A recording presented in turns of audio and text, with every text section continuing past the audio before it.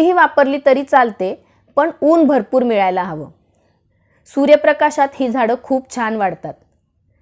या कुंडीमध्ये इथे बाजूला काही चिनी गुलाबाची सुद्धा रोपं आली आहेत। आल्मंडाच्या पानांच्या हिरव्या आणि फुलांच्या अशा फ्रेश पिवळ्या रंगाच्या कॉम्बिनेशनमुळे हे झाड खूप सुरेख दिसतं।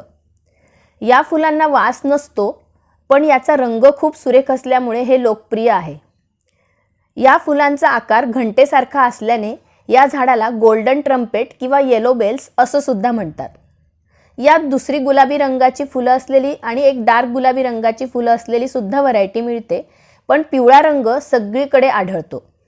कुंडीत लावायला हे अतिशय चांगलं झाड आहे आणि भरपूर सूर्यप्रकाश येत असेल तर तुम्ही सुद्धा तुमच्या घरी हे आल्मंडाची रोपं नक्की लावा। आणि मराठी बागकाम चॅनलला सबस्क्राईब नक्की करा। पुन्हा लवकरच भेटू।